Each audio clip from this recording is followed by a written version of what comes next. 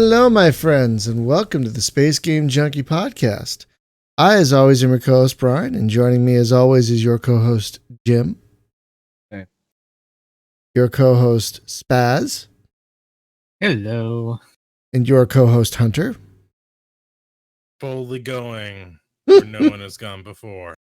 Lots of Trek talk right now. I take that back. There's been a lot of people who've boldly gone before me. There's been a lot of going. There's been a lot of going since the original show. Lots and lots of going. Boldly, We have even.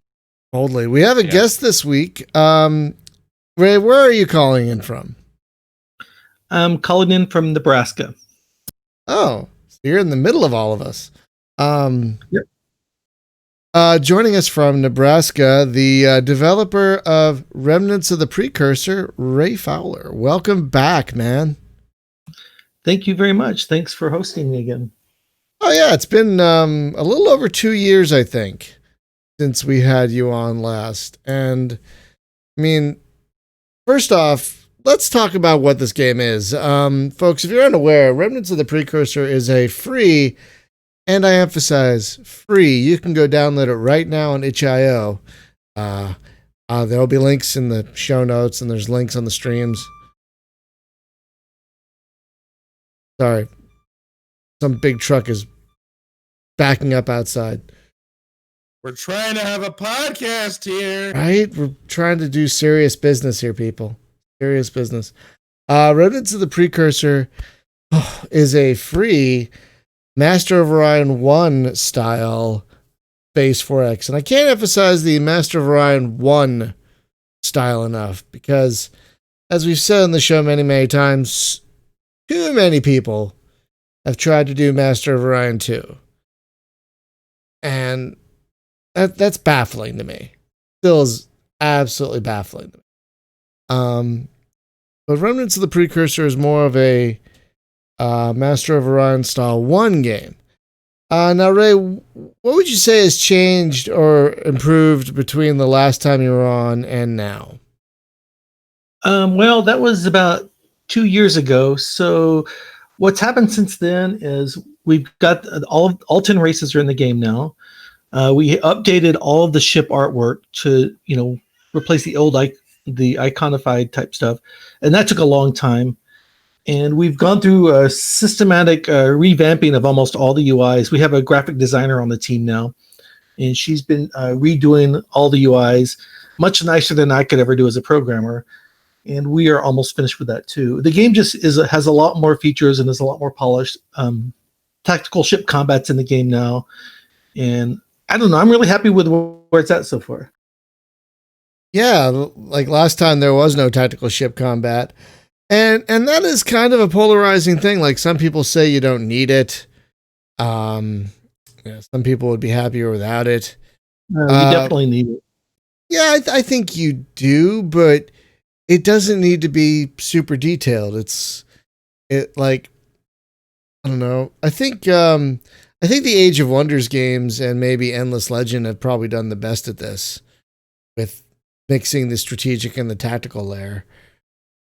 Don't make your tactical layer too complicated. For Master of Orion 1, though, it's pretty important because ship design is such an important part of this game. That's true. And you don't really get to see how well your designs are working until you see them in combat, right? So without combat, the ship design would just feel like this blank slate that you're not sure how well you're doing or not. But if you design something you think is great and then you go into combat and they get flattened, then you have to go back to the drawing board.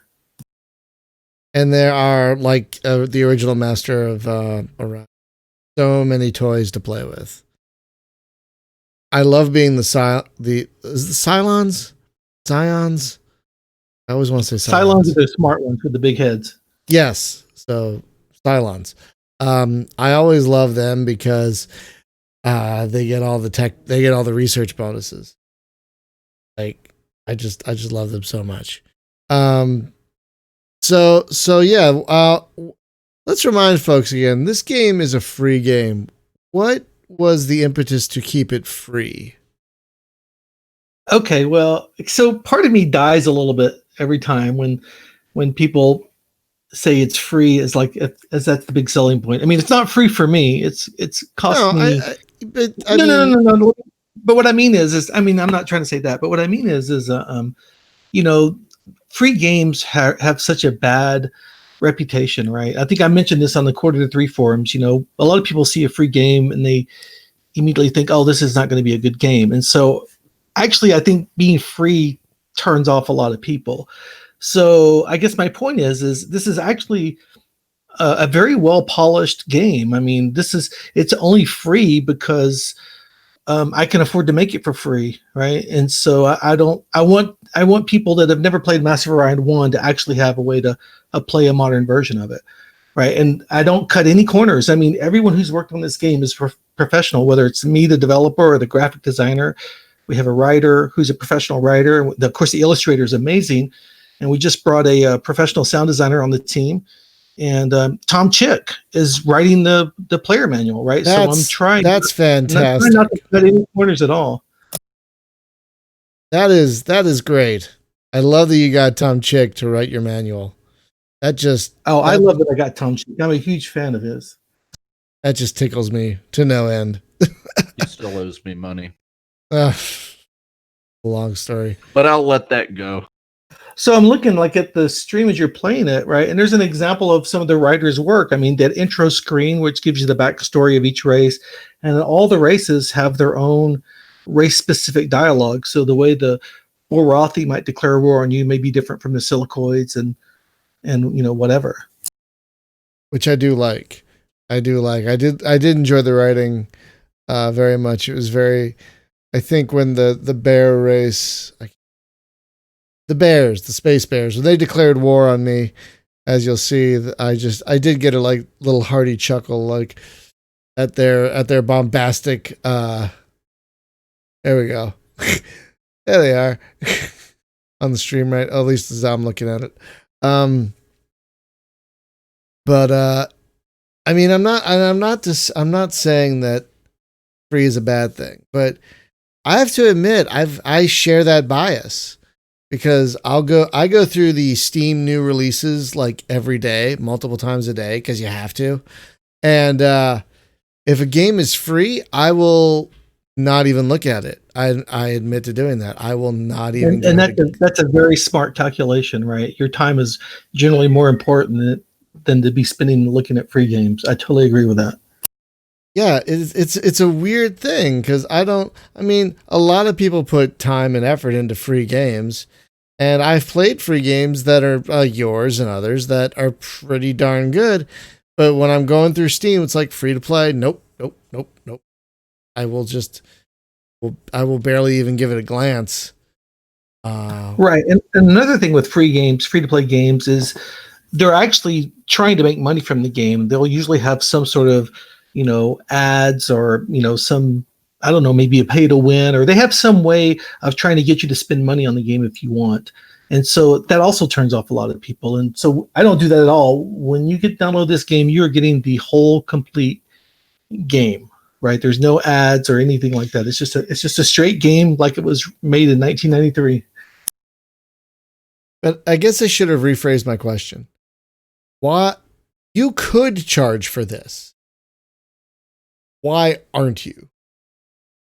Is that a better way to ask that question?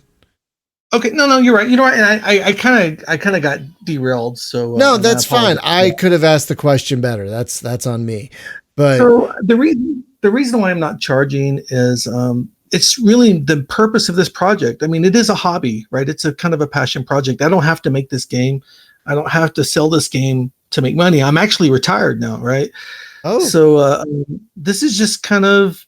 I love Master of Orion 1. I thought it was a great game, and I think it gets kind of a bad reputation compared to the sequel. And so part of me wants to make this game, but with modern graphics, and kind of show people, hey, this was actually the best of the series, right? It was this first game. And a lot of people won't play the first game because it runs in DOS and it's got old graphics. So they won't have that excuse now. Yeah, I'm not. I don't know if Master of Orion 1 has a worse reputation. It's just it isn't as lauded. It isn't as. Yes, and that's because, in my opinion, the reason Master of Orion 2 was so much more lauded than 1 is because Master of Orion 3 was such a dumpster fire, right? I Mm. mean, if Master of Orion 3 had been a decent game, right? Not terrible. If the team had been allowed to finish it and they actually made a decent game, Mm. people would have moved on to Master of Orion 3, and then there would have been a Master of Orion 4, maybe a few years later, right? And then Master of Orion 2 would have just been Oh. seen as a bump on the path, just like Civ 2 would be seen. But instead, it was like the last Master of Orion compared to 3, which was terrible. So, how can it not look amazing in comparison? That's a really good point. Like, because 3 was so terrible. I've not played 3 because I heard it was so terrible. I've actually never played it. But It literally killed the franchise overnight. That's how bad Oof. it was. I mean, it's not Oof. very often. I mean, it took like 15 years before Wargaming finally, got the name in an auction and tried to make a sequel. But it was pretty much dead and buried for over a decade. yeah, and it's funny they got the name and then they tried to just remake 2 again.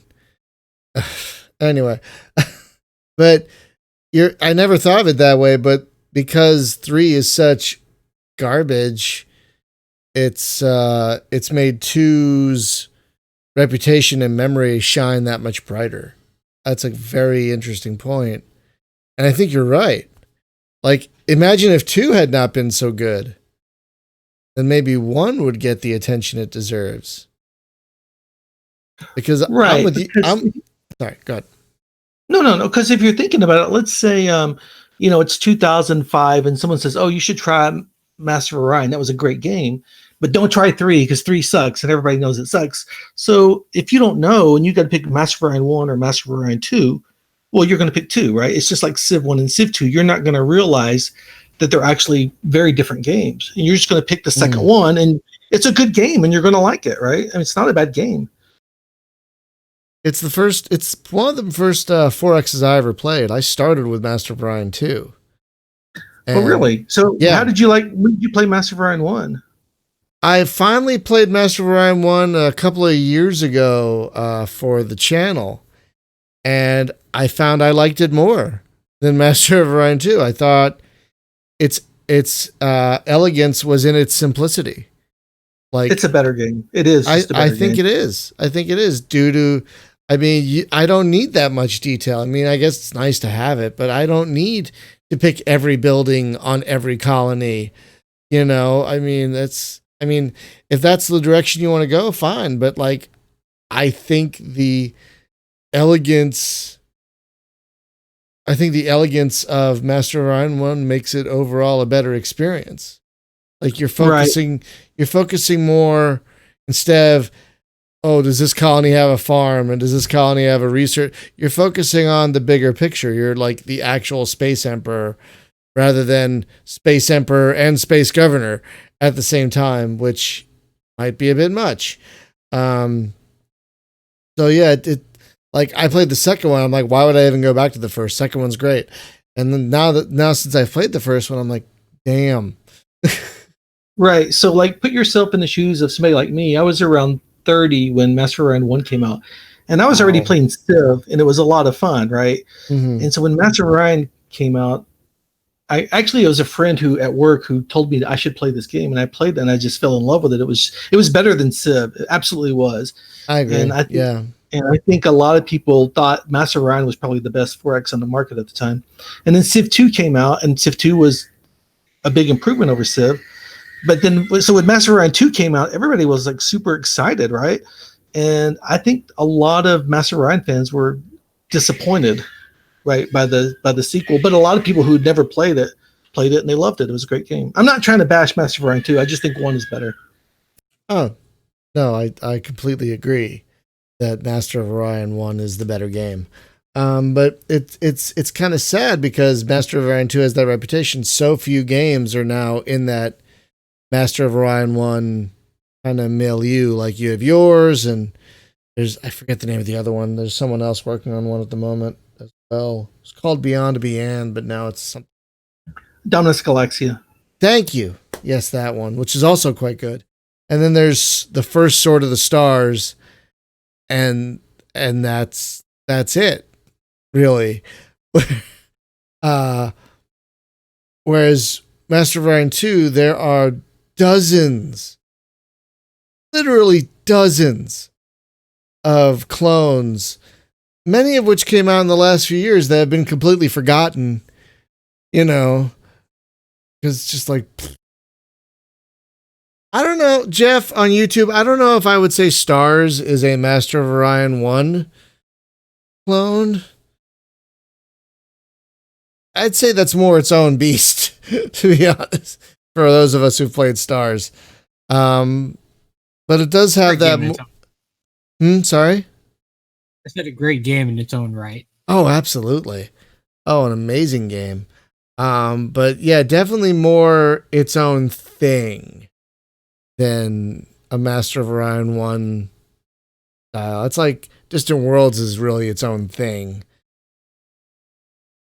Kind of Master of Orion 1 or 2 clone.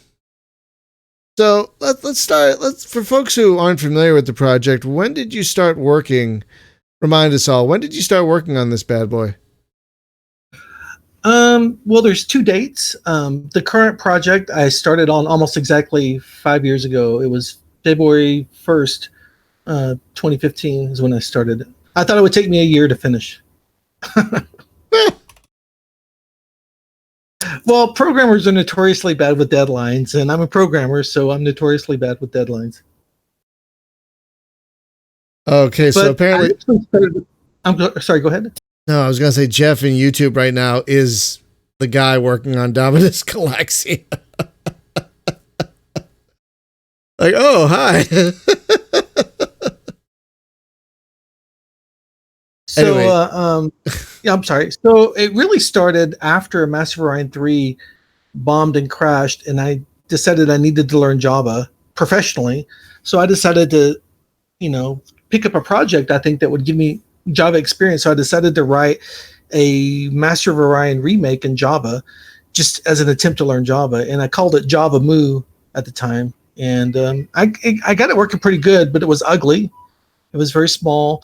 It wasn't finished, and when I realized it was going to be ugly, and I kind of moved on and I stopped working on it. And then around 2015, I kind of got the itch again, and I dug out my old code and I restarted the project from that code base, and that's what we've got. Oh wow! So there are 2 beginnings. Yeah, it was originally called Java Moo Rise from Ruin. Because Moo 3 was so terrible. That's what I was going to call it. Oh, sorry. Go ahead. I'm sorry. No, it's okay. Then when I restarted it, how it was Master of Orion, and then Master of Orion 2 was called Battle of Antares, I think. So I was going to call this one Java Moo. This time it's serious. Nice. You can be like, move over. We're serious. All right, and then I'll see myself out. About 3 months after I started this project in 2015, Wargaming announced that they were rebooting Master of Orion. So it turns out that I think it was Chris Keeling. He was like one of the guys that was one of the representatives for Wargaming. About a month earlier, I'd had my first alpha for Java Moo. And at the last minute, somebody named Chris Keeling sent me an email and said he wanted to be in the alpha. And I didn't know who he was. And it was too late. So I said no. And then when Wargaming announced Master of Orion, I'm like, oh, Chris Keeling. That's the guy who wanted to be part of my alpha. So I made a point before I did another alpha. I contacted Wargaming. I kind of exchanged some emails with Chris and some people there. And I said, hey, listen, I want to respect your IP. I don't want to, I don't want to get sued. Right. So what do I need to do for my game to make sure that I don't, get on the bad side of your lawyers? And I guess they discussed it. And after a while, they came back to me and said, just change the name. So I changed the name from Java Moo. This Moo is Master of Orion. And I changed the name at that point. And I do have to ask, why Java, first off? Well, a couple of reasons. Originally, back in the day when it was Java Moo, is because I wanted to learn Java for my job. But now I decided I wanted to keep it Java because I knew I wanted to open source the game. So I wanted to get like the platform independence of Java. So if I write something in Java, it'll run on Mac, Windows and Linux. And then when I open source it, there's a billion Java programmers out there that if they want to update the source code, if they know Java, then they're good to go. Okay, because it's rare that I run into a game that's a was it a JAR file? Like what? Oh yeah, that's a jar file, right? It's I can't do anything about that. Right, no, it's not. It wasn't a problem. It ran just fine, as you can see on the stream. But I was just it was a little jar. Oh God. Oh no. Does your wife ever have trouble getting? I didn't mean does your it. wife ever have trouble getting Java to open? So she says, "Hey Brian, can you open this jar?" Oh, I'm sorry. I'm so sorry. I didn't mean it. Now who's seeing themselves out? Oh, good night, everybody. It is different, right? And actually, Java has a bad reputation because Java applets that you would run on the internet were very prone to security problems, and so Java developed a bad reputation as a result of that. And this is not an applet; it's an application, and it doesn't connect to the internet or anything like that. So you don't need to be on Steam to play it. When you play a Steam game, you've got a game that's constantly, communicating back with remote servers. And this game doesn't do that. Once you download it and play it, that's it, right? It doesn't send out any information or anything like that. All right. Oh, so it's not part of Epic's China spyware? Jokes. I'm not gonna move everybody to a subscription plan or anything like that. Yet, right? Yeah. Now, working in Java, does that give you any kind of either freedom or issues that you might not have dealing with, say, Unity or Unreal or whatever the heck everyone else is using? You know what I mean? Like, right. Well, there are actually Java game development libraries that will emulate some of that stuff, and I think Minecraft uses them, but I don't use them. Everything I wrote is in straight Java, and so it kind of gives me a freedom from not having to worry about what your video card is, or even if you have a video card. I don't use the game doesn't use it. It runs straight on your CPU. The downside is I have to write everything from scratch, right? So when you see effects and stuff like that, that's me drawing pixels right in the game. All the stuff you see in all the screens and stuff, all those widgets and buttons, I manually drew those, right? So so it's a little bit more overhead on my end, but I enjoy doing it, and also that's why it doesn't really look like a Java game, right? Because I'm not using built-in Java widgets or anything like that. no, it doesn't look like Java. I don't even know if I've played any other Java games, to be perfectly honest with you. I can't think of one. This would be the only one I've ever played. Minecraft? Is Minecraft Java? Minecraft? It was, or at least the older version. Really? Oh. Minecraft was Java. I assume it still is. I don't know. Well, So go ahead. So IL2, the flight sim, Java. What? Yep. No. You do some crazy stuff in Java. Not that you ever should, but wait a minute. IL2 is Java? Yeah, not JavaScript, but Java. Yep. What? Okay, that's insane. that is just insane. Just for the record, the reason JavaScript is called JavaScript is because when they created the language, Java was becoming popular, and they wanted to kind of latch onto that popularity, so they called their script JavaScript. It has nothing to do with Java at all. Like no shared syntax at all. Nothing. It's a completely different thing. Apparently, the desktop standalone version of Minecraft is still in Java, according to Jeff on YouTube. That's insane. I mean, So then why aren't more games made in Java? Like you have one of the biggest games ever made in Java. Why aren't more games made in Java instead of Unity? I mean, why? Well, for starters, it requires a JVM, right? And you don't create pure compiled code like you do, let's say, with C or something like that. So Java has a reputation for being too slow performance for video games. So when I first started doing this and I told people that, hey, I'm going to write it in Java, I always tell, don't do it in Java. Don't do it in Java. It's going to be too slow.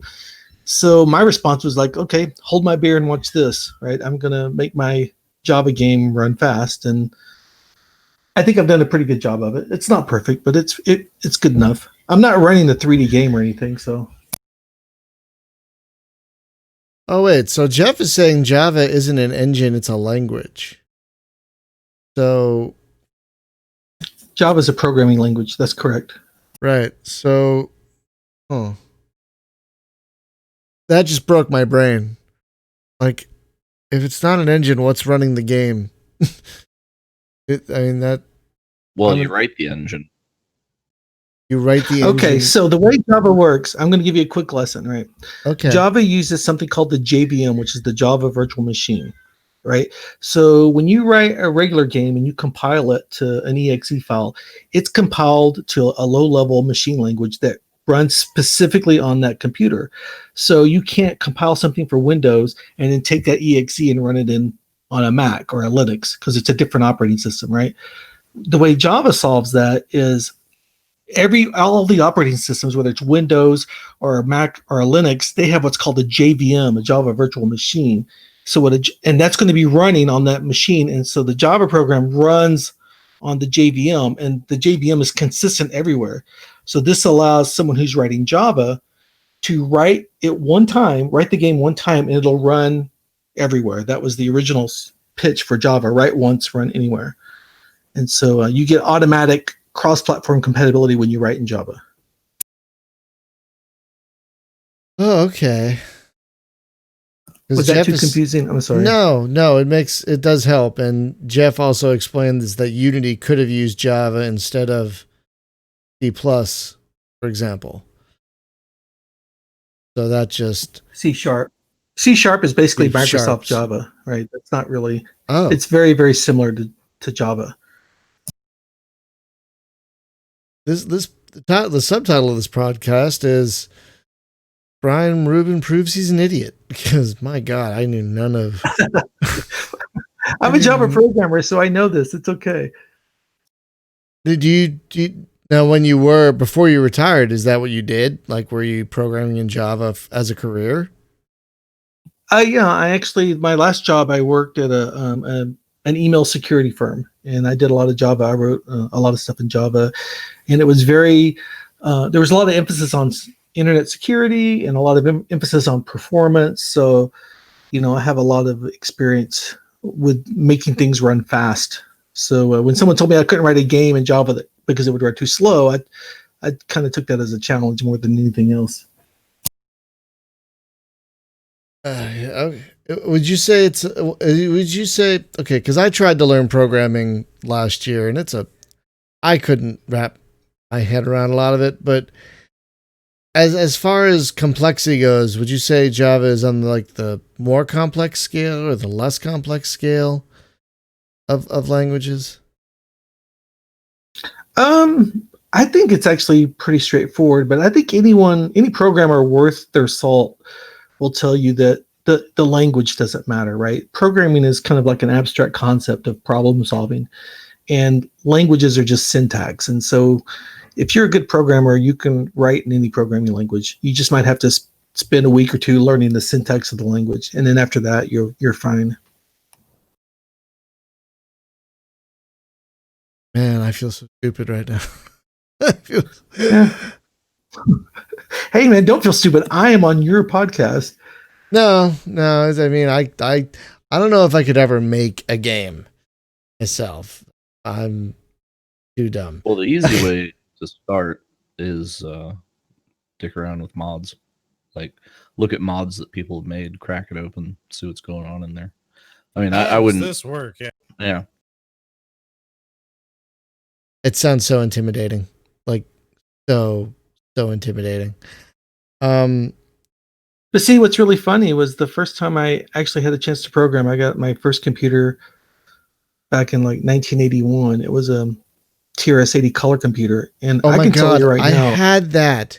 The yeah, I can hardcover. tell you right now, The as soon as I hardcover- started sorry. writing code, I knew that that's what I wanted to do. It was like immediately, it like scratched an itch in me that I didn't even know existed, and so I've written code my entire life, either at work or at home for hobbies. I mean, Yeah, I don't know. It's just what I like to do. I remember back in those days, gaming magazines would include like a centerfold, but it was basic, and and it would be like an asteroids game that you could type out to play on your own, like TRS-80 or Commodore or whatever that used basic. And I remember I spent like hours copying that code to try and get it to run. Those are the days. I'll tell you Yes. what. Once you learn to write a program on a computer that has 32K of memory, you learn how to write compact code if you want to get anything done. Because there's not a lot you can do with 32K, right? No, it's true. I mean, I'm still amazed that Starflight existed when it did on 2 low density floppies. You had that whole universe. Oh my god.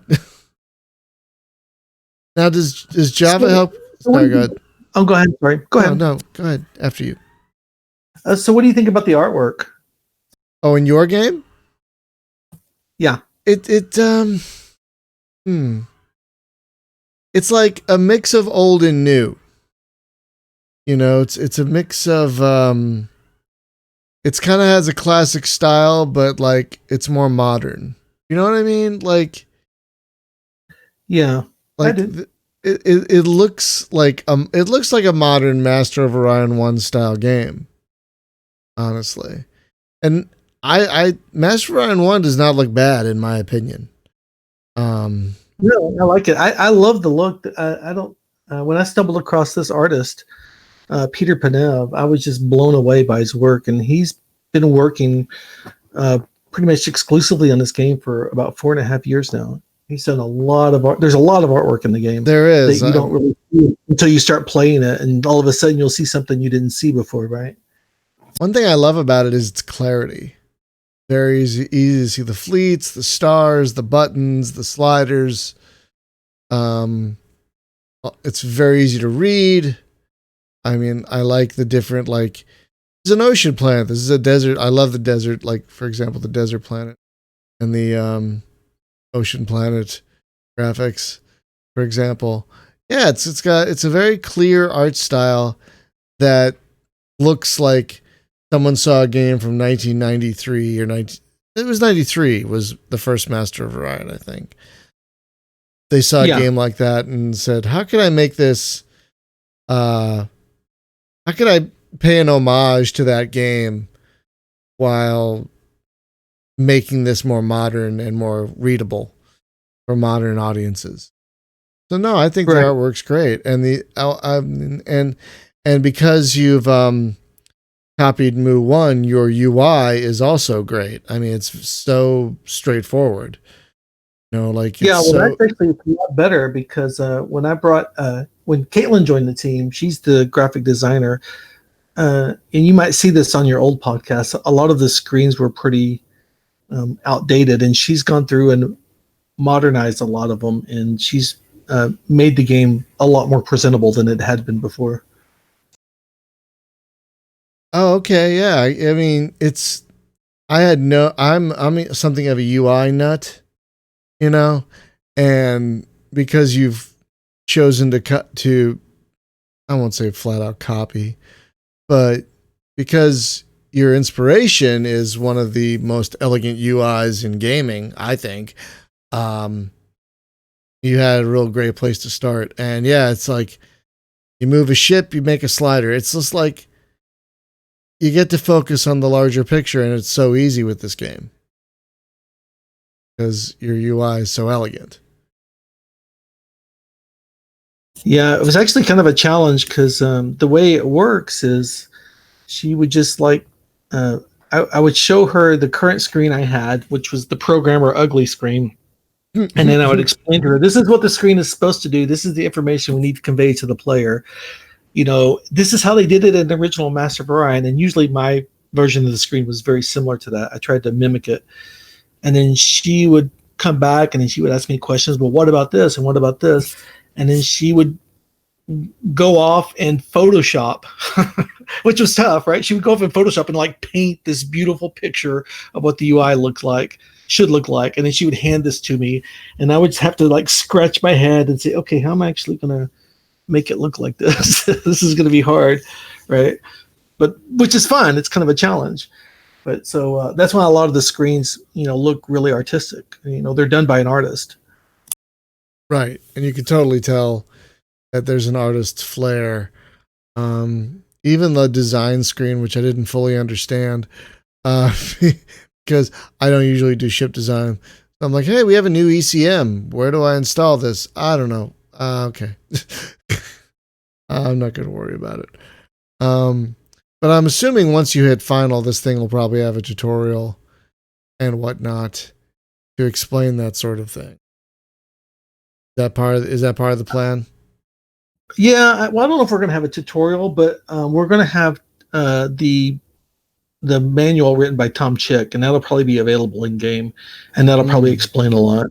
The problem with putting in-game tutorials and tooltips and stuff, which I know a lot of people love, is that you only need them the first couple times you play the game, and then they're just in the way. So I'm kind of leaning against cluttering up the UI with too much stuff that you're not going to need once you're used to the game, if that makes any sense. Yeah, it totally makes sense. A lot of games, you play the tutorial, and then if you restart, it gives you an option to skip the tutorial, but there usually isn't an option to turn off tooltips, for example.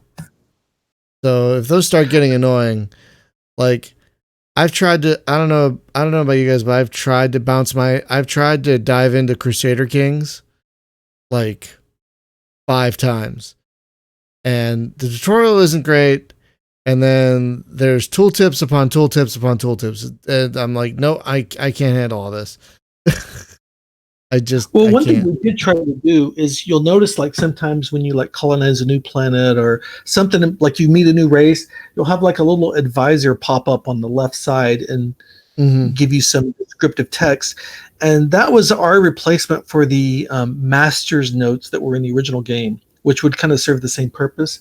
So, if you don't know anything about sending transports, then the first time you colonize a planet, right, you'll have your advisor come up and say, hey, we should send transports to it, right? Just to kind of prompt you to learn things. Oh, we got a new weapon. Maybe we should go design a ship that uses this new weapon or something like that. Things like that. Yeah, and I did like that. So the manual that Tom is going to write will probably be an in-game manual, you hit F1, and it'll probably be in the game. Oh, so you're totally going to hit F1.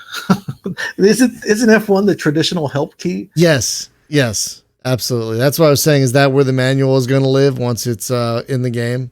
Absolutely. It'll probably just pop up as a PDF so that you can view it or something. Maybe I'll have it as maybe a HTML page that are hyperlinked. That might be good too. That would be. Then I could deliver some HTML pages as part of the game, and I don't know if I can launch a PDF viewer in Java because I think you might have to have that installed on your machine. But I can launch an HTML.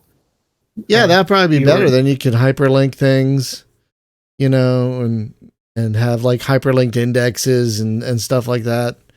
HTML probably would be a bit better. Yeah. Especially if you're doing it in game. But you can do both. You can have a PDF copy that comes in the zip file. You're gonna do it that way.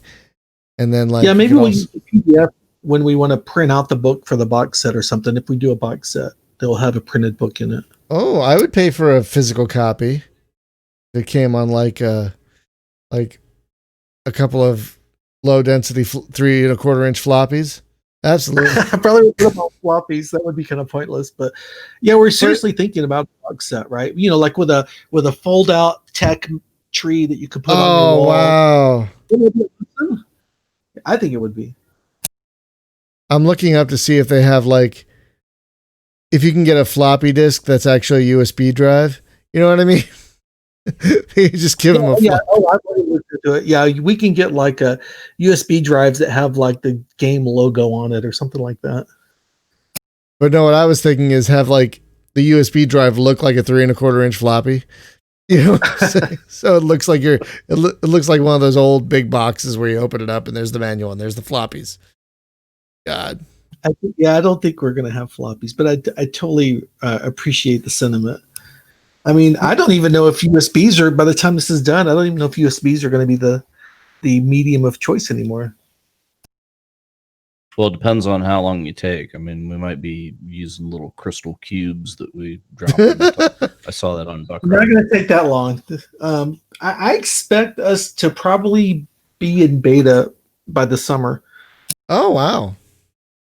That's so soon, I huh? told Tom that when we go to beta, that's when I want him to start working on the manual. So the beta is going to be when all the features, the game features are in, and they're like almost all there. All the UIs have been redone. And then Jeff, our writer, is through with all of his race-specific text. Once we're at that point, I'm going to call it a beta. And then we'll probably start handing the text off to all the translators. And then Peter will continue working on any remaining artwork, but that should just be artwork. It shouldn't be text or new features or anything like that. And so then the beta period will last for quite a while because I don't know how long it's going to take to do the translations. And then at some point, we're going to call it official. Right. Right. So what do you think? Working the AI all the way through the beta. So by the time we get to the release, the AI should be pretty formidable. I hope so, because I mean the AI wasn't bad, but like I started bombarding their planets and they didn't counterattack like at all. Like they bombarded one of my planets maybe once. And that was it. Yeah, and there hasn't been a real pass on the AI yet, right? Yeah, there hasn't been a real pass on the AI yet. So that's actually the in the next update. I'm going through the AI now and finally figuring out. Okay, he can bomb planets. How can we make it more effective so that he does this aggressively? And so hopefully it'll get better. And then I'll take player feedback. I mean, I get a tremendous amount of feedback from testers. I would say we have, I don't know, about 300-400 active players. And I would say about 10% of them are actively sending me feedback. And I get a lot of requests like, the AI is doing this. It's not smart. It should be doing this. So I've got like a lot of good input that I'm going to be, working on fixing, as we get to the beta. That's good. Yeah. I mean, I didn't really have a problem with the AI. I thought it was kind of funny. But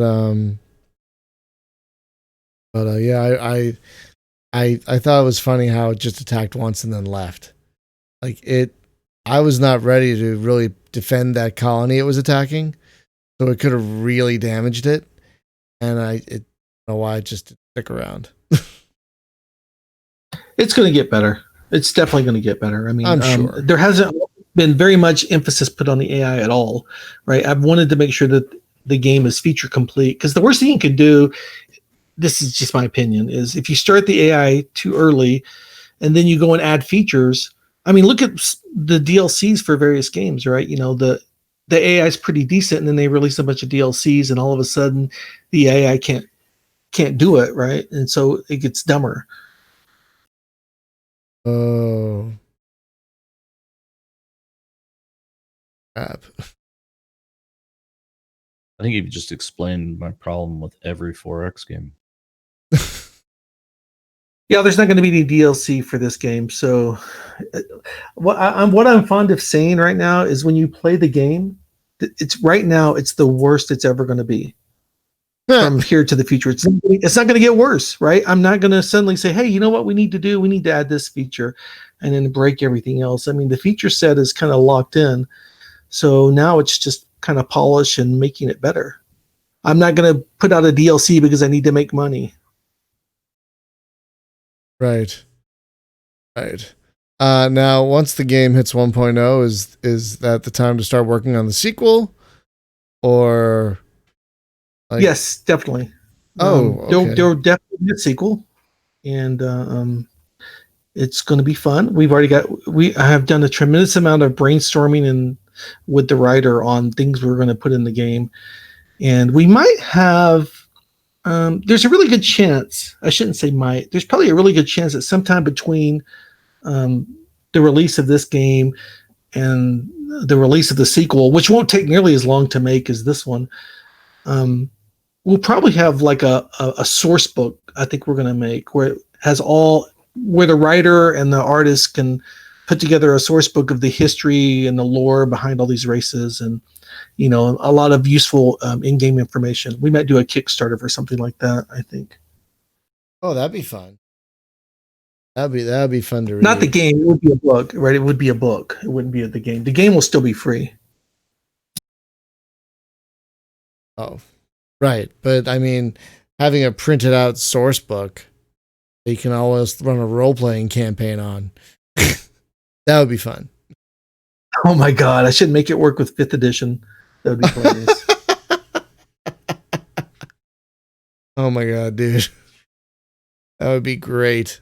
I hadn't thought about that, but now I got to think about that. Well, I mean, when you say source book, that's immediately where my mind goes. A role playing source book.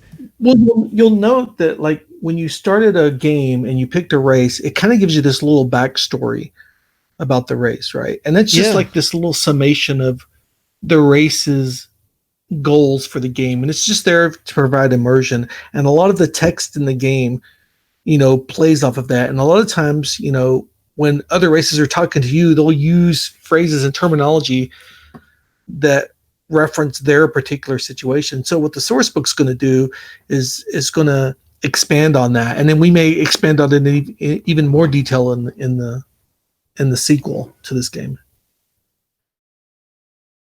I mean, there's already so much here. You have 8 races, 10 races. It's a lot of races. 10. Yeah, 10. Obviously we're going to have at least 3 more in the next What? one, at least 3 more races.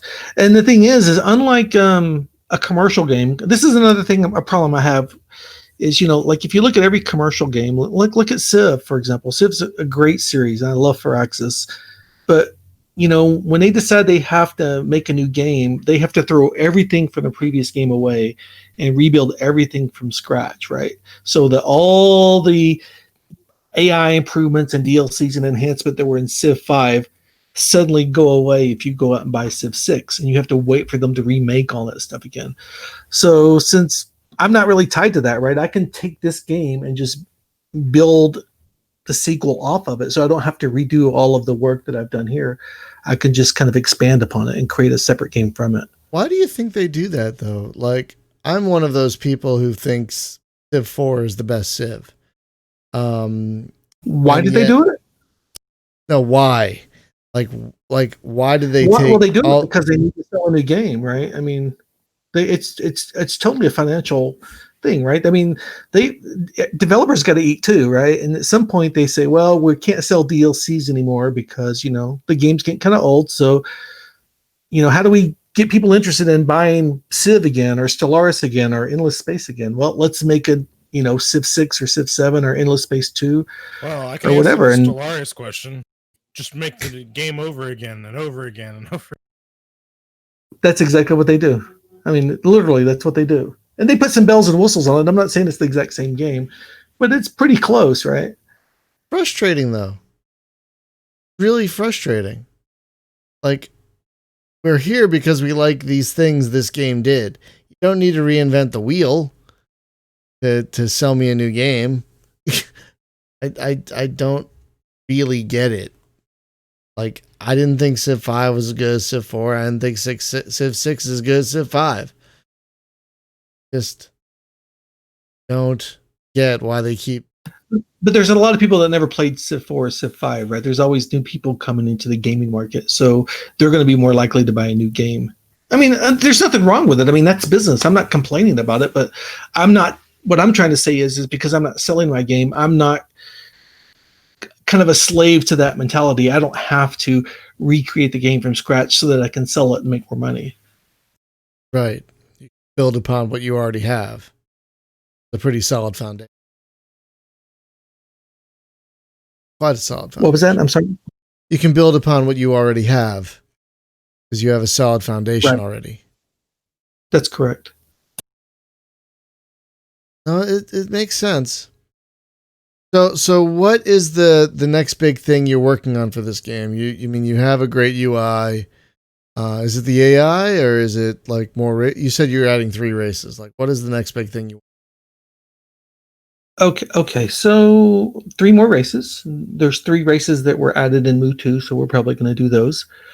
And I don't know if you recognize this, but like in Mu 1, every race had like a specific game mechanic that they were good at, that they exploited. So we're going to add 3 new game mechanics for those races. So like they're good. Like, so we're going to add leaders and heroes, and one race is going to be really good at those, right? So that'll be fun. The Antarans will be back. You'll have to fight the Antarans. What? Dang it. Terrible at fighting the Antarans. I turtle up, and next thing I know, I'm dead. That's what I always do. Well, the purpose of the Antarans is to, from a game mechanic standpoint, the purpose of the Antarans is to provide the player a challenge in the middle of the game. Once you're starting to dominate the races, then all of a sudden, here comes this super high-tech race to give you trouble, right? So it's a mid-game mechanic to, keep you on your toes. Do you see your game and the Master of Orion 1 style in general as kind of the antithesis of the hyper complex 4X, the hyper complex 4X we've been getting, like Stellaris and whatnot? Well, so, I don't like Stellaris. I think Stellaris is barely a 4X game at all. Thank you. There's so much I don't like about that game. Oh my god, I'm with you, man. Well, the reason why I don't like it is because it literally keeps changing. Like, you have to relearn the game almost all the time. Well, and every time people make great mods and then they patch and bust them. So I will say this: Stellaris is a great business model for Paradox. No, honestly, I've figured out what Stellaris actually is. Stellaris is sort of like a space story generator, right? But it's not a particularly good strategy game. But right, I'll agree with that. Yeah, but it's like, oh well, here's this event, and we're gonna do, like, especially whenever you're playing like the Star Trek mod that's in there, right? Because they changed some of the events so that they fit like Star Trek-y things, and then it's kind of like, oh yeah, all right, I see it now. Because the normal Stellaris events are kind of generalized things, but I honestly, yeah, I think it all comes down to like those story event quest things that it gives you is kind of the strength of the thing, which is why they sell DLC that's nothing but those. I think it works as a strategy game for a multiplayer, right?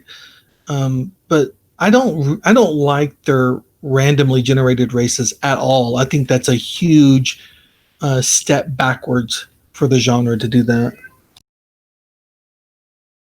I think, wasn't it like, I think Explorminate just did a poll, like, what's the best 4X of the decade? And I think Stellaris won. Well, yeah, there's a tremendous amount of Stellaris players. There's no doubt about it, right? But a lot of people eat at McDonald's too. So, oh damn! I actually like McDonald's. I'll admit it. No, I'm not comparing Stellaris to McDonald's. I'm just saying that the size of a player base isn't necessarily a great indication. I know of a game's quality. It just makes me kind of sad that that's the game that has that player base.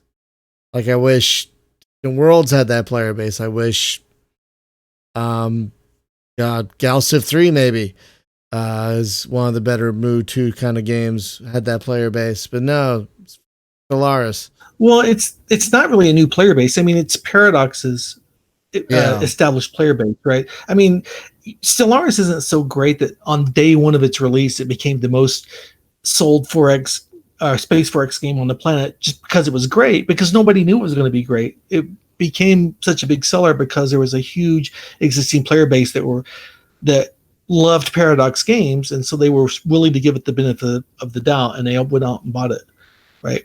Good or bad. It just makes me mad. I mean, World of Warcraft was good, right? World of Warcraft was huge on its first day because Blizzard had a huge player base, right? And World of Warcraft was a very good MMO, right? So, I mean, that doesn't necessarily mean it's a bad game, but that's why it sells so well. Is because there's just, so many people already love Paradox, and so they bought the game. I mean, yeah, I want Paradox to succeed, but I was honestly hoping for more of a Crusader Kings in Space than what they eventually gave us, whatever it was. They didn't even give us Europa Universalis in Space. I don't even know what they gave us. Like, it's not even a Mu 2 clone. It's just like the bare distillation of a 4X. That's not even fun.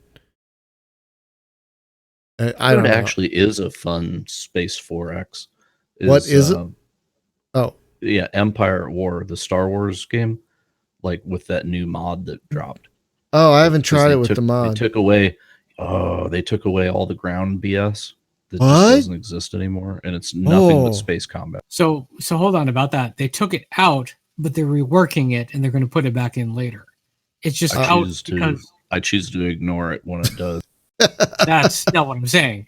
I'm just saying yes, it's out, but it's not out for good. Would Empire at War be considered a 4X? Like, did it have? Yeah, there's no real exploration to it. No, it's an RTS with the 3X. Right. There's no exploration. The galaxy's already explored in that. Right. I think if you're an empire building game and you're competing against other opponents to build an empire, then I think that is enough to qualify, right? And I mean, I don't think you have to fully do every X, right? I mean, 4X games are ultimately like Civ; they're just empire building games, right? True. Like there was another 3X game recently that I thought did well. The that Warhammer game, Gladius. It only has 3 of the X's because there's no diplomacy, and that game's great. I don't know if you guys have played that one, but that game's fantastic. Really, really fantastic. Because what? There's no Warhammer. There's no diplomacy in Warhammer. Yeah, I either get. It's like with Space 4Xs. I wish that there was a game that was just diplomacy. Right, it'd be like Diplomacy, the board game in space. So it's all like wheeling and dealing and backstabbing and stuff, but pulling the guns out is kind of a last resort because that would be a great idea. Gonna get bad.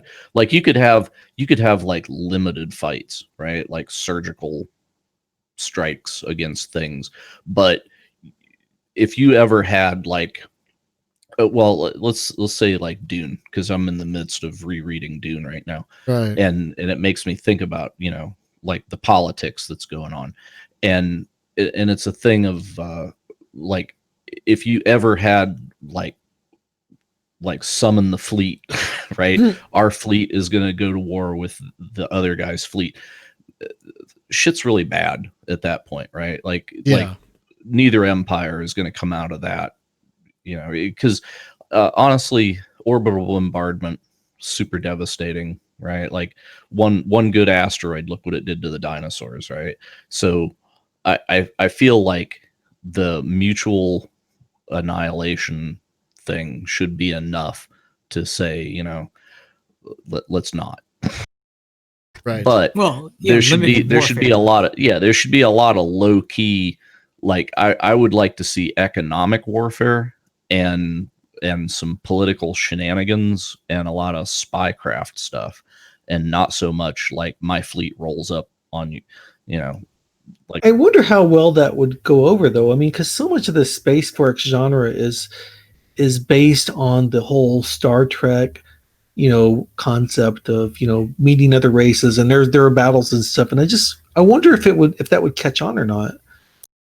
yeah, I don't know. I mean, because I think like a lot of people come into this and they're like, well, we're here for the combat, right? Like a Civilization game, right? Like, what do you do in Civilization? Right. Well, we get armies and we bang on each other and take their cities, right? So it's like, yeah, I could see it work if it was like outposts and stuff, but not like a fully populated planet or whatever. So if each empire, like humans, right, we have Earth, we have our solar system, but stuff that we colonize out from here would not be like full on like another home world kind of thing, right? Like if it was a colony, we could lose a colony and we're not screwed. Like if you could put like exploitive things, like we drop some guys on this exoplanet. There's a little dome city there, and they mine, and the ore comes back. But if that gets bombed off the face of the planet, that's not going to collapse our entire empire. But if they come to our home world and bomb it flat, done. Right. So, and I guess that also gets into the thing of like, does your empire sprawl out? Can you colonize? Because a lot of these 4X games, it's like, well, you're 50 turns in and you got like 6 planets at max population already. And it's kind of like, well, no, time scale kind of, yeah. Yeah, I think there's definitely some immersion breaking, when you look at it. I mean, some of this is just abstraction, like it's still a game, right? And so you have to like abstract some things so that you're doing things that are unrealistic. Like, oh, I'm going to send 3 million people to this planet, Well, it's just the thing. When I got 20 planets, I can afford to lose 5. But oh, jeez, if it's well, you know what I mean, though. It's like, yeah, well, we got 20 like full Earth populated planets. We lost a few in the last war. Not a big deal because look what we gained. So I guess like the loss isn't, and Stellaris kind of tried to fix that with. I didn't really like their war fatigue thing that they did, but it's kind of like you got the clock is ticking, right? When you start a war, and the population is just going to force you to stop it. Like, even if you're in a crazy dictator government, for some reason that says, well, the population's sick of this war, so all our ships just went back to port. It's like, well, wait a minute, I was winning. I was like, I crushed him like all the way back to his doorstep, and then the population's like, we should stop. And it's so frustrating, Yeah, the way I'm modifying this game right now is because there's so many different ways or reasons why the AI could declare war on you. Sometimes it's a random event, like your ambassador gets assassinated or something. Sometimes they like you, but you've got a really small fleet, and so it's too easy to attack you, right? But they're not going to stop. They're not going to try to stop the war unless they're losing. Like, as long as they're winning the war, they're going to keep going, right? There's no amount of bribing that you can do to get them to stop if they're killing you, right? So the only way to get someone to stop a war against you will be to strike them back hard, right? And make them realize that they could lose something. So I don't like the concept of, like you said, you're winning a war, but then you have to suddenly stop. That doesn't make any sense to me. Jim, after bringing up that space diplomacy thing, I started thinking about how awesome it would be. Like, what if you were the space diplomat and like you worked for an empire and you were sent hither and yon by your empire to deal with these diplomatic incidents and whatnot? How great a game would that be? And then I started thinking it'd be so complicated. No one will ever do it. Brian, I was actually thinking of something else. When I was mentioning that, I was thinking of Yes, Your Grace in space. That kind of rhyme too. Yes, your space. Space, your grace. Well, that's all the politics and wheeling and dealing, but from the throne room. Right. You're like not ordering armies to go out there. You sort of are, but you're not directly controlling any of them. Yeah, Right. and well, like I've said on the show before, I find it interesting to like say, okay, we're going to dispatch an army out here, but I'm not there, right?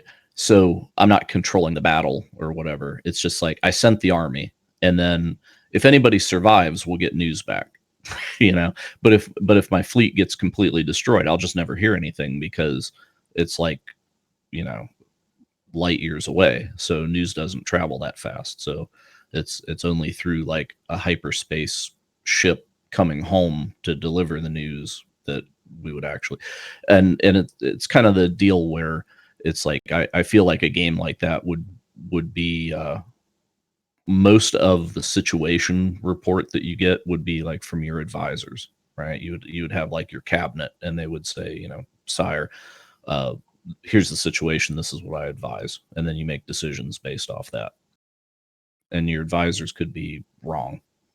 No, I Have you was taken a look at Mr. Grace, Jim?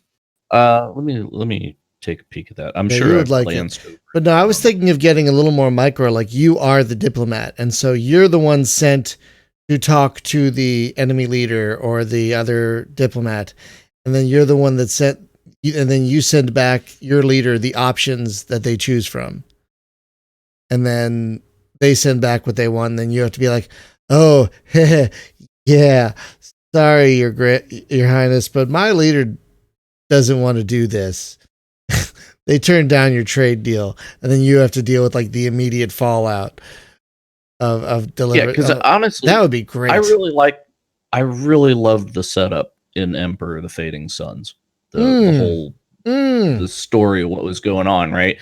Because it's like here's a bunch of different houses or empires or whatever you want to call them. And the diplomacy in that game was great too. They're fighting over the throne. Basically, you know, it's like here's the imperial planet in the middle, and you can't just roll in there and take it, you know, because there's already an emperor, and he's pretty powerful. So you have to like get your power level up to the point where you can go in there and cause trouble. It's heavily Dune inspired. You know, looking at it, it's pretty obvious. You know, and they have their like forbidden technologies that, you know, don't get caught by, you know, the Inquisition. Like, yeah. It's like, you have forbidden weapons. Bad. Purge the whole empire. Yeah. So it's kind of like, you know, how much sly stuff can I get away with in front of the cops, really? So, but it's the thing of like you're not a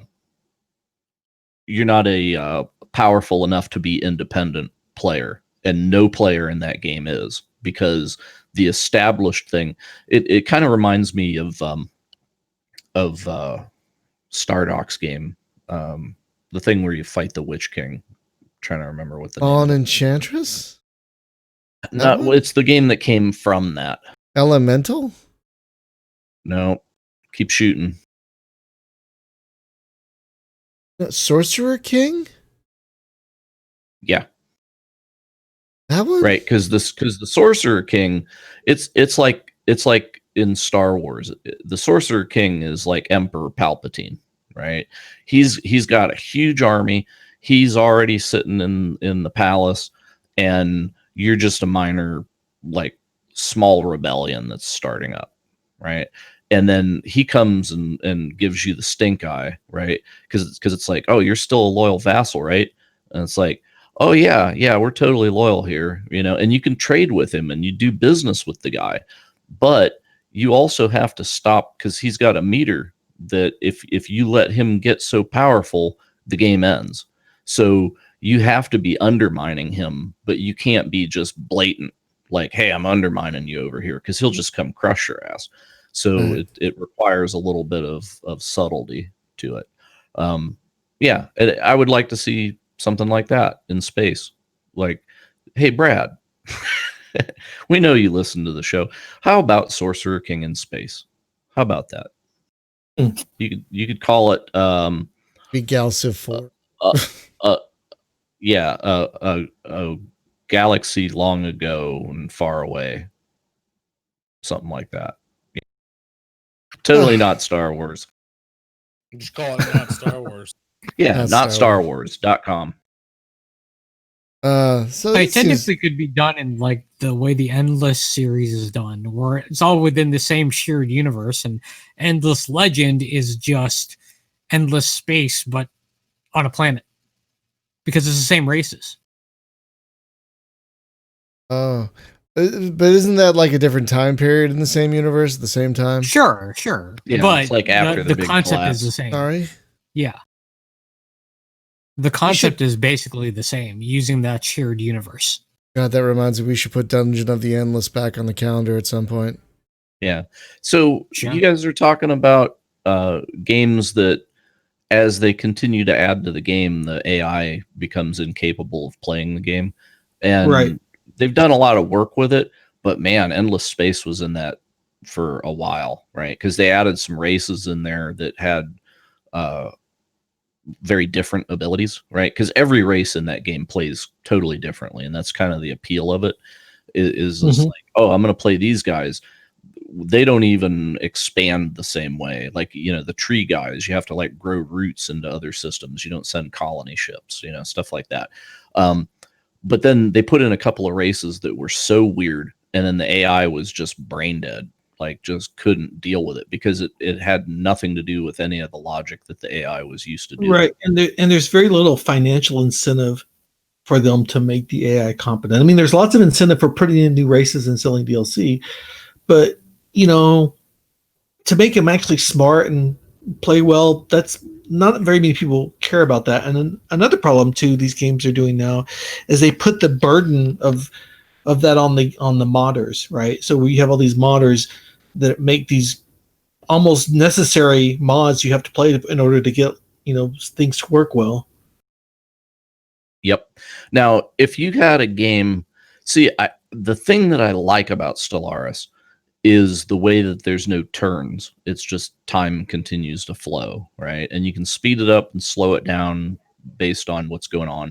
But a problem that I've always had in multiplayer with games, like we tried to play Star Civ and like on this show like years ago. The problem is when it's like you're starting the game and it's like, okay, I'm going to research this technology, I'm going to build that ship, and I'm going to start constructing this building. The first thing of any of that mess that's going to get done is about 20 turns down the road. So now we just have to go around the circle. Everybody click next 20 times. And that's irritating, Another problem too, when a lot of games that they try to like alleviate some of the management of the game so that they'll have like exploration set on auto, right? So like you said, you're just clicking next turn, waiting for your ships to explore stuff, as opposed to directing those ships yourself. So it kind of takes you out of the game. Yeah, and it's somewhat boring in single player, but it's just hideous in multiplayer because you're waiting on however many players are there to wake up and click the button. Oh, it's my turn. Sorry. Yeah. So I love that in Stellaris though, because it just keeps going, right? And somebody can go AFK. That's their problem, right? Well, like I said, I think Stellaris works well as a strategy game for multiplayer. I mean, yeah, I would like to see a game. It's like take the game engine of Stellaris, right? How it functions, but put like Endless Space 2 in there as the actual flavor of it. That would work for me. But Stellaris is kind of like it suffers from genericness, I guess. So it basically needs a mod that puts an actual story in there with races that have opinions of each other. It's not just random generated stuff and then we play politics with it, because that doesn't quite work. But the randomly generated races, I think, are the most egregious sin of the game, because when you're playing a solo game against the AI, it's the job of the AI to provide like adversaries for you, and for you to have like a relationship with these adversaries, they need you need to see them game after game, right? You can't it Mhm. can't just be a randomly generated construct. So like, like when it's the Mershon or where it's a race from one of these other games that's fleshed out, you know who the Mershon are. They're like cats and they hate the birds or whatever. But they have a personality because they're consistent from game to game, and you can't get that when you're just randomly generating races every game. Yeah. Right? That's, to me, is the worst part of Stellaris, is the races. In a game like Stellaris 2, there's a lot of micro that goes on, right? Like I have to look at my planets and decide what buildings I'm going to build where and how I'm going to shuffle population around and stuff. But in Master of Orion 1, you had the mighty sliders and that was it, right? But that's fine because it's like my planet produces X amount of stuff and then I'm going to just use sliders to like carve up the pie, right? It's just like, okay, this percent of my stuff goes into this. And I think that would work really well in a real-time game like that. It makes the game very outward focused, right? Your colonies don't take a lot of management, right? And so you can focus on dealing with other races and exploring the galaxy. It's just a different way of playing the game, I think. Yeah, it's like you have a dial that's like, do I want to focus on guns or butter, and you twist the dial, and that's all you have to worry about because it's like it takes care of itself because the planet can self-manage, right? You don't have the king that tells everybody in the kingdom what their job is and how many widgets to produce and whatever, right? You just set the dials where you need them, and if things are going weird, then you turn the dials a little differently, right? Which would kind of basically be like turning to your ministers and saying, "Hey, go make this happen." Right. But although there are people who find ways to micromanage every turn, even in a game like Master of Orion 1, right? There's still, if you know the mechanics well enough, there's ways to do little things every turn to improve your chances. And so micro is still a thing even in that game. Yeah, but I mean, if it was real time like Stellaris, it would be a little bit lessened. Yeah, because then you can't be everywhere at once. There's not enough benefit to it if it was real time. That's absolutely true. But yeah, maybe someday somebody will mod that in there. It seems like a good platform. It's just not a good game in the platform, but much could be. What's Stellaris? It's like a Bethesda thing. Yeah, it's a Bethesda game. It's like, yeah, just put it out. We'll fix it. Or MechWarrior. What I really like about Stellaris is that it's been out for 3 years, and people who play it still say that the game has potential. Well, that, and if you go to their betas section, then it's got a drop down, and you can just roll back to what version you liked. That says something. Oh boy. Well, let's start wrapping up. We shouldn't turn this into the Stellaris hate hour. No, let's talk about the economy in Elite Dangerous. Can we do no, that? Ooh, no, I'll let I'm them good. no. Oh my god. They finally put in supply and demand. What? And they screwed it up. No. Yeah. You didn't What? see that post I put in the channel?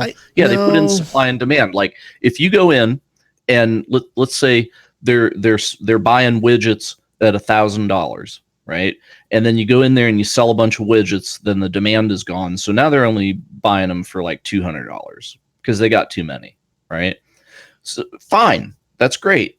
The problem is that when I go in there and I have a cargo hold full of them, the market looks at my cargo hold and says, as if I have already sold them. So just by me docking with a bunch, the price goes down before I ever sell them. And it's like, wait, no, that's not how this is supposed to work. It's after I satisfy the hunger for something that they don't want it as much. But until I sell it to them, the price should stay where it's at. But that's not how it works. It's like, wow, what were you guys thinking? I can't even. So I hope that's a bug. It has to be a bug. Ugh. Done, Frontier. Anyway, Oh God, never change, Frontier. folks, next week on the show, we're not entirely sure yet because I've reached out to a game developer who's making a game that looks fairly exciting, but they haven't confirmed. So, not sure what's going to happen for the Well, show. Huh? It's not Star Citizen, isn't it? Because that looks fairly exciting. I don't think we will ever have Chris Roberts on this show ever again. I mean, I think that was a one and done. By our choice, or Probably a bit of both. Yeah.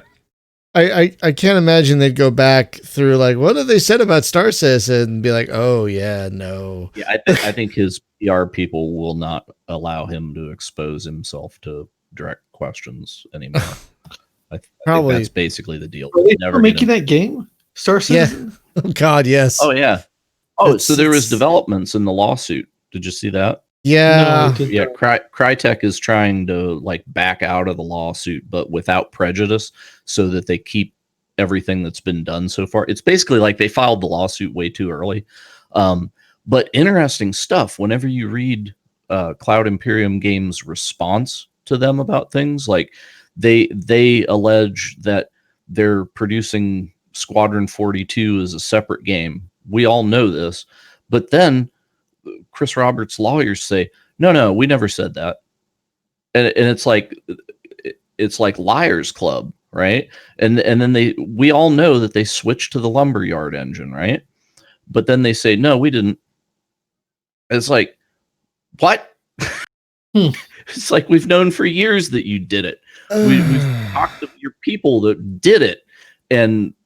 But whenever it comes up as a legal question, it's like, no, we didn't. You can't prove it. It's like, oh my God. So yeah, he won't come on the show because I'll ask actual questions. Can't have that.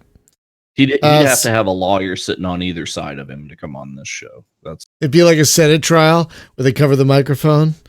well, and it's the thing. Like Stop I wouldn't even. talking. I don't even dislike him, right? Like I would like to talk to him like as a bro, like, hey Chris, man, yeah, it's you're doing it, right? Wouldn't But it I be have sad? some questions, and then the lawyers would be like, stop. Wouldn't it be sad if like he never intended it to go this far? Like it's gotten so far away from him. He's like, God, what do I do? I can't make this work. He's like, What if privately- Sandy actually keeps him locked up in a Oh, cage God. and she only lets him out whenever there's like that? It could be God. like he is a prisoner in his own company, and oh, that'd be a like he's on like it's Citizen Con, and like he walks away and then people notice on the bottom of his shoe it says help. Jesus. Chris, Hey, do you Brian? need help? You need help, Chris. Just nod. You need just Yes, blink twice. Just blink twice. God. We're terrible people. We're gonna end it there, folks. So yeah, we're not sure what's gonna happen with the podcast next week. We'll do something. Not sure what yet. We have guests in 2 weeks, but next week, yeah, is kind of up in the air at the moment. I'm hopefully gonna nail that down as soon as possible. And just final quick program note. Tomorrow, we're returning to Far Cry 5 for a co-op stream in the morning. So that's going to be a lot of fun. Roy, I want to thank you so much for coming back on and talking about Sure. Remnants of the I can't even talk Remnants of the anymore. Procrastinators. Remnants of the pro podcasters. Creators. Remnants of the podcasters, which is when you had a podcast and then you got so tired of it you decided not to do it anymore. Well, I hope you enjoyed the game. Oh yeah, no, I can't wait to see it flourish and get fleshed out even more. I've only played a bit of it, but you can definitely tell that this is. I mean, if the AI put up more of a challenge, it would be a lot more fun. Yeah, but That's definitely coming. Don't worry. yeah, about I know. That's why I'm saying it's just going to get more fun as it gets closer and closer to release. So yeah, folks, the game is Remnants of the Precursors. You can get it again for free Just go. It's on itch.io. There are links on the streams. There's going to be a link in the show notes of the podcast MP3 file that's going to go up in a couple of days. But yeah, it's totally free to play. It runs great, and it's like if you played Master of Orion 1 at all, it's like riding a bike. You'll just jump right into this. And even if you haven't, even if you played any Space 4X, this is very easy to jump into. You might wonder why you can't build a farm on that planet, but that's not what this is about. This is about the macro. This is not farming simulator, right? What was that? This is not farming simulator. Yeah, it's not SimCity, y'all. It's not even Space SimCity. There's none of that colony management that bogs down so many games anymore. So many games. Yeah, folks, I want to thank you so much for listening. And as always, to our patrons, thank you so much for supporting us and getting us with every dollar closer to being a full-time endeavor. And with that, we will see you tomorrow at 9 a.m. Pacific time with some more co-op Far Cry 5. Have a great night, everyone. Bye-bye.